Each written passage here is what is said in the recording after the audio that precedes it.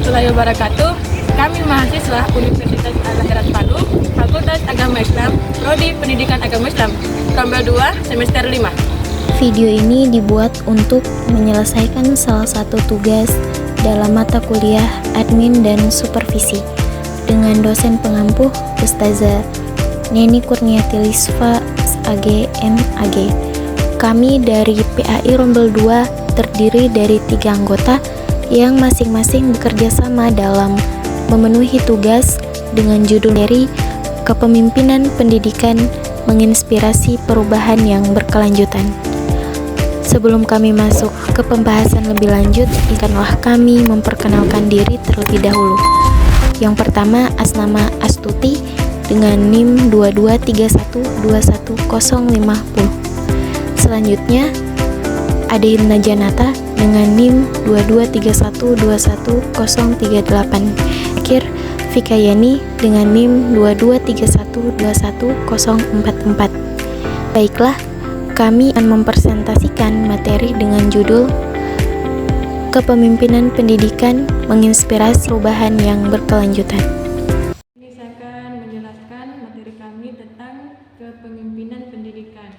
Nah, pembahasan pertama itu kepemimpinan pendidikan, yaitu menginspirasi perubahan yang berkelanjutan. Pengertiannya, kepemimpinan pendidikan adalah kunci untuk menciptakan perubahan yang berkelanjutan di dunia pendidikan. Sebagaimana seorang pemimpin, Anda memiliki peran penting dalam inspirasi dan membimbing komunitas sekolah untuk mencapai tujuan bersama yang lebih baik. Dengan visi yang jelas, kolaborasi yang dinamis, dan mengambil keputusan berbasis data Anda dapat membangun budaya pembelajaran yang kuat dan menggerakkan perubahan positif yang berdampak jangka panjang. Terus, pembahasan kedua yaitu memahami karakter pemimpinan pendidikan yang efektif. Di sini ada 4, menjelaskan visioner, ada kolaboratif, dan ada berorientasi pada pertumbuhan dan fleksibel. Yang pertama itu visioner. Seorang pemimpin pendidikan yang efektif harus memiliki visi yang jelas dan kemampuan untuk mengomunikasikan dengan jelas kepada komunitas sekolah. Mereka dapat melihat ke depan dan membayangkan potensi perubahan yang dapat dibawa. Terus, adapun kolaboratif, di mana kolaboratif ini pemimpin pendidikan yang efektif mampu membangun tim yang solid dan mendorong kolaborasi di antara para pemangku kepentingan. Mereka dapat menyatukan berbagai sudut pandang dan keahlian untuk mencapai tujuan bersama. Yang ketiga itu berorientasi pada pertumbuhan. Pemimpin yang efektif selalu berusaha untuk mengembangkan potensi guru, staf, dan siswa. Mereka menciptakan lingkungan yang mendukung pembelajaran dan membangun diri secara terus-menerus. Yang terakhir itu fleksibel. Dalam menghadapi perubahan, pemimpin yang efektif dapat beradaptasi dan mengolah ketidakpastian dengan tenang. Mereka terbuka terhadap umpan balik dan terus-menerus belajar untuk memperbaiki praktik kepemimpinan mereka. Di pembahasan ketiga, ada di sini visi dan misi, panduan strategis pemimpin pendidikan. Ada 3 visi dan misinya. Yang pertama, mengembangkan visi. Yang kedua, menetapkan misi. Yang ketiga, mengkomunikasikan dengan efektif. Yang pertama itu mengembangkan visi. Pemimpin pendidikan yang efektif dapat merumuskan visi yang inspiratif dan memotivasi seluruh komunitas sekolah. Visi ini menjadi kompas yang mengarahkan setiap upaya untuk mencapai tujuan bersama. Yang kedua, menetapkan misi. Misi memberikan arah yang jelas bagi pelaksanaan visi. Pemimpin pendidikan harus mampu menjabarkan misi dengan saran-saran yang terukur dan terjadwal sehingga kemajuan dapat dipantau secara berkala. Yang ketiga itu mengkomunikasikan dengan efektif. Visi dan misi ini harus dikomunikasikan dengan jelas dan berulang-ulang kepada seluruh pemangku kepentingan. Pemahaman bersama akan memungkinkan komunitas sekolah untuk bersinergi menuju tujuan yang sama. Pembahasan keempat itu mengenai membangun kolaborasi yang dinamis. Membangun kolaborasi yang dinamis ini ada 3. Yang pertama, kolaborasi dengan guru. Yang kedua, keterlibatan orang tua. Yang ketiga, kolaborasi dengan komunitas. Yang pertama itu, kolaborasi dengan guru. Pemimpin pendidikan yang efektif harus dapat membangun kolaborasi yang erat dengan guru. Mereka mendorong guru untuk terlibat aktif dalam pengambilan keputusan dan mendukung pengembangan profesional mereka. Yang kedua itu keterlibatan orang tua.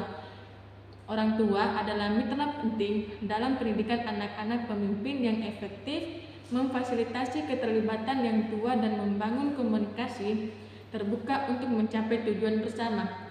Yang ketiga itu kolaborasi dengan komunitas. Pemimpin pendidikan yang visioner dapat membangun kemitraan dengan berbagai pemangku kepentingannya di komunitas seperti pemerintah, bisnis, dan organisasi nirlaba. Kolaborasi ini dapat menghasilkan sinergi dan sumber daya yang berharga. Saya akan menjelaskan tentang pengambilan keputusan berbasis data. Yang pertama itu mengumpulkan data yang relevan. Pemimpin pendidikan yang efektif memastikan bahwa mereka memiliki akses ke data yang akurat dan komprehensif tentang kinerja sekolah, pembelajaran siswa, dan faktor-faktor yang mempengaruhinya. Yang kedua, menganalisis data secara sistematis. Mereka menggunakan alat analitik yang tepat untuk mengolah data menjadi informasi yang bermakna, mengidentifikasi tren pola dan wawasan yang dapat menginformasikan pengambilan keputusan. Yang ketiga, mengambil keputusan yang tepat. Berdasarkan analisis data, pemimpin pendidikan yang efektif dapat mengambil keputusan yang strategis dan berdampak tinggi, serta memonitor implementasi dan dampaknya secara berkelanjutan. Yang keempat, membangun budaya berbasis data. Mereka menanamkan budaya yang pengambilan keputusan diinformasikan oleh data di seluruh organisasi, mendorong komunitas sekolah untuk mengumpulkan, menganalisis, dan memanfaatkan data secara efektif. Selanjutnya, mengembangkan budaya pembelajaran organisasi.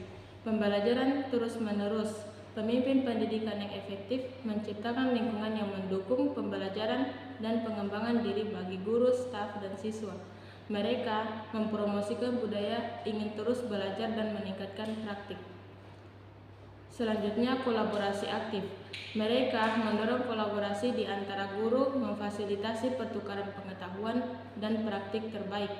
Dengan bekerja bersama-sama, komunitas sekolah dapat saling belajar dan tumbuh secara berkelanjutan. Selanjutnya, inovasi dan kreativitas. Pemimpin pendidikan yang inovatif membuka ruang bagi guru dan staf untuk bereksperimen, mencoba pendekatan baru, dan mengembangkan solusi kreatif untuk tantangan yang dihadapi.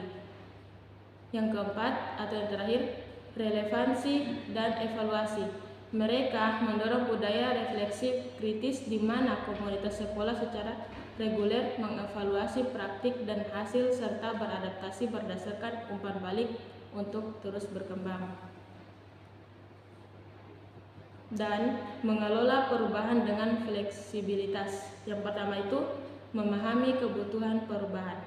Pemimpin pendidikan yang efektif dapat mengidentifikasi peluang dan tantangan yang membutuhkan perubahan, serta melibatkan komunitas sekolah untuk memahami kebutuhan tersebut. Yang kedua, merencanakan strategi perubahan. Mereka mengembangkan rencana perubahan yang komprehensif, termasuk tujuan, langkah-langkah, sumber daya yang dibutuhkan, dan strategi komunitas yang efektif. Yang ketiga, mengimplementasikan dengan fleksibilitas.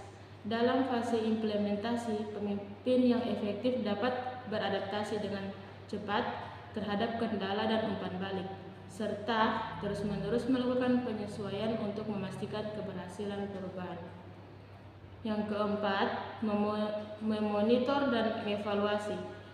Mereka secara terus-menerus memonitor kemajuan, mengevaluasi dampak, dan mengambil tindakan korektif jika diperlukan untuk memastikan perubahan yang berkelanjutan.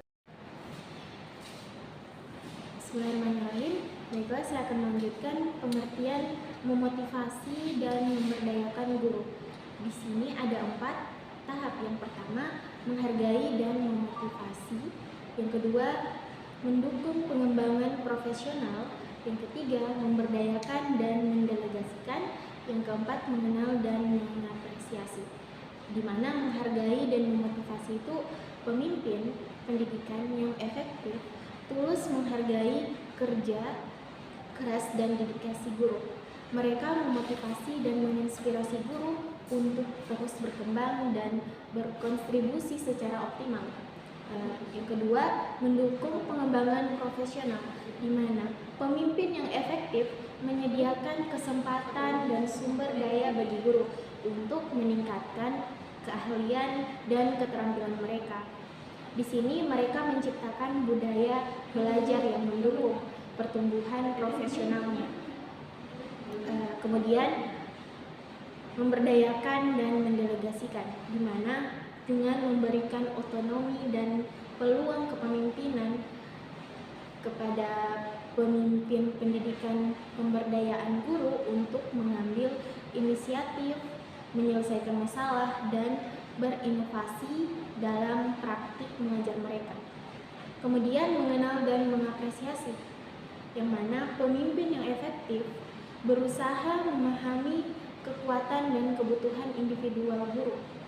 Mereka memberikan umpan balik yang kontributif dan mengapresiasi kontribusi unik masing-masing guru. Kepemimpinan masa depan menjawab tantangan pendidikan, di mana ada visibilitas data, yang mana pemimpin pendidikan masa depan harus mampu memanfaatkan data secara optimal untuk membuat keputusan yang tepat dan efektif. Selanjutnya, kolaborasi global, di mana mereka dapat membangun kemitraan strategis di tingkat lokal, regional, dan global untuk berbagai praktik terbaik dan sumber daya. Kemudian kepemimpinan inovatif, di mana pemimpin masa depan harus selalu berinovasi, memperkenalkan praktik dan teknologi baru untuk meningkatkan pembelajaran dan pengembangan siswa.